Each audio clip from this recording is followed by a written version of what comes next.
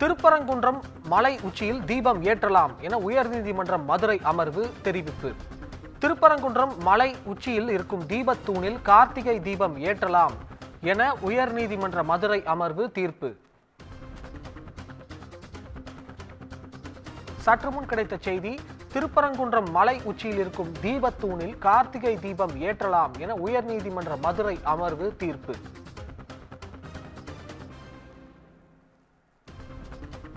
திருப்பரங்குன்றம் மலை உச்சியில் அமைந்துள்ள தீபத்தூணில் டிசம்பர் 3 கார்த்திகை தீபம் ஏற்ற அனுமதி வழங்கி உயர்நீதிமன்ற மதுரை அமர்வு தீர்ப்பளித்துள்ளது.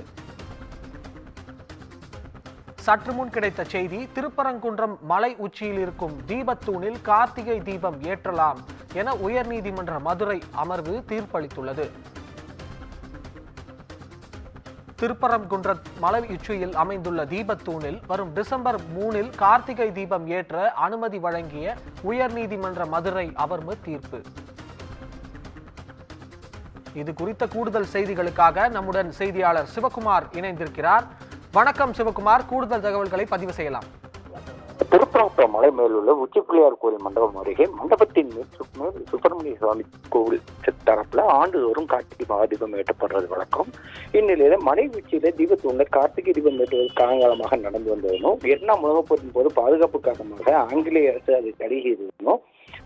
அதனால் கோவில் முன்புறம் உள்ள தூணில் விளக்கு ஏற்றப்பட்டது. அந்த நடைமுறை இதுவரை மாறவில்லை அப்படின்னு குறிப்பிட்டிருக்கவங்க இதை மாற்றக்கோரியும் திருப்பரங்குன்றம் மலை உச்சியில் உள்ள தீபத்தூணில் கார்த்திகை தீபம் ஏற்ற அனுமதிக்கு உத்தரவிடக் கோரியும் உயர்நீதிமன்ற மதுரை கிளையிலிருந்து மனு ஒன்று தாக்கல் செய்யப்பட்டிருங்க.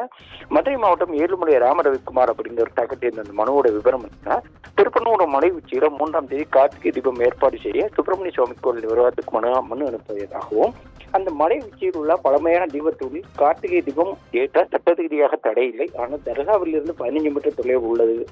பதிலாக மலையில் உள்ள உச்சிப்பிள்ளையார் தீப மண்டபத்தில் தீபம் ஏற்ற கோவில் நிர்வாகம் முடிவு செய்துள்ளதுனோ அது சட்டவிரோதமாக தீபத்தூணில் ஏற்ற அனுமதிக்க வேண்டும் அப்படின்னு சொல்லி கோரியிருந்தாரு.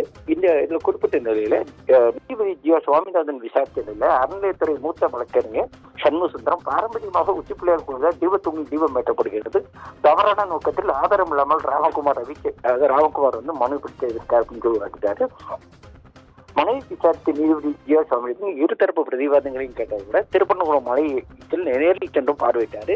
விசாரணை முடிவுல இன்று தீர்ப்பு வழங்கப்பட்ட நிலையில மலை உச்சியில் இருக்கும் தீபத்தூணிலும் கார்த்திகை தீபம் ஏற்றலாம் அப்படின்னு சொல்லி நீதிபதி தன்னோட தீர்ப்பு தெரிவிச்சிருக்காங்க. அபிஷேக்.